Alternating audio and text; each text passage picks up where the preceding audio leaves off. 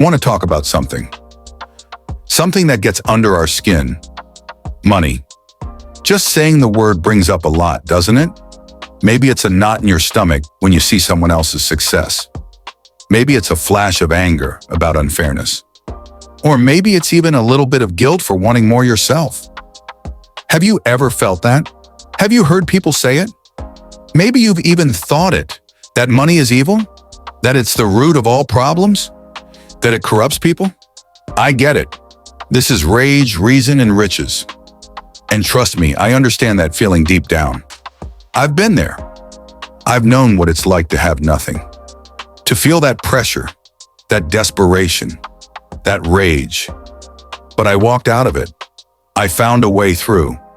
In that journey, being broke and fighting my way back, it taught me some powerful things. Things I believe are the key. And I want to share that key with all of you. So today we tackle that big, heavy question head on. Is money really evil? Or is it just profoundly misunderstood? For centuries, literally hundreds of years, people have pointed fingers at money, saying it ruins lives, saying it's the source of all evil. You hear the stories? Money can't buy happiness. It's harder for a rich person to get into heaven, and so on. There's this idea that chasing wealth automatically makes you a bad person. And let's be honest, we see things that make us nod along, right? We see greed on a massive scale sometimes. We see unfairness and inequality that makes us angry. We see people who seem empty inside, just chasing the next dollar, the next zero in their account. That anger you feel, that frustration, that's the rage, and it feels justified. It comes from seeing the damage done using money, but then reason has to step in. We have to pause and think logically. Is the actual dollar bill the coin, the number on a screen, is that the bad guy? Or is it something else? Think about it simply. Money is a tool. That's all it really is. A technology we humans invented, like a hammer. A hammer can build a beautiful house, a home for a family. Or that same hammer can be used to tear something down to hurt someone. Remember, is the hammer itself good or evil? No, it depends entirely on the person swinging it. Ancient thinkers, wise philosophers like the Stoics, they wrestled with this exact idea. A Roman philosopher named Seneca, who was actually very wealthy himself, he basically said this: wealth serves a wise person, but it rules a foolish one. Think about that. He didn't say wealth is good or wealth is bad. He said its effect depends on you. Are you in control? Are you using it wisely for good reasons? Or is the desire for it controlling you? Is the fear of not having it controlling you? Another smart guy, Aristotle from ancient Greece, he didn't think money was the goal of life, but he knew it was necessary. He called it an external good, something you need to do good things, to live a virtuous life. Think about it, you can't really practice generosity if you have absolutely nothing to give, right? He saw it as a means to an end, not the end itself. So philosophy points us in this direction.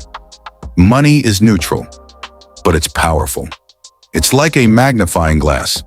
It takes whatever is already inside a person and makes it bigger, louder, more impactful. If someone has good intentions, generosity, kindness, money can amplify that. It gives them more power, more reach to do good. But if someone has greed inside them, insecurity, cruelty, money amplifies that too.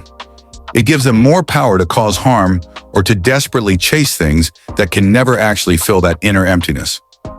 And this is where it gets messy. This is where our rage and our reason collide. That feeling, that gut reaction that money is evil, it often comes from seeing those negative traits magnified, blown up.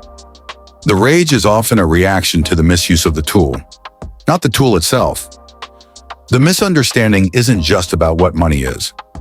It's about us projecting our own feelings onto it, our fears, our desires, our judgments. We blame the money because sometimes it's easier than looking hard at ourselves, looking at human nature, looking at our own complicated relationship with wanting things, with feeling secure with status. So what does this mean for us? For you, For me, as we navigate our own lives, maybe trying to build some riches, financial security, freedom, the ability to make choices. What does it mean? It means we have to be brutally honest with ourselves. This is something I had to do when I was climbing out of being broke. Why do you want more money? Really dig deep. What need or what fear is driving that desire? Are you seeking it as a tool to build a better life? To support your family? To be free? To help others? Or are you chasing it because you think the money itself will somehow fix something broken inside? Or prove something to someone else, or even just to yourself? Understanding that money just magnifies who you already are. It forces me to look inward. It demands self-awareness, honesty. It means we have to work on ourselves, our discipline, our wisdom, our generosity, our perspective, regardless of how much money we have right now. Because if we don't, more money won't solve the real problems. It might just make them bigger, louder, more destructive. That self-mastery, that understanding of your own rage and reason, that is a huge part of the key I mentioned earlier. The key isn't just getting money. It's mastering yourself in relation to money. So is money evil? I truly don't think so. Is it dangerous? 100%. Yes, absolutely. Like fire. Fire can warm your home, cook your food, provide light. Or it can burn everything down to the ground. It all depends on the hands that wield it and the intentions behind its use.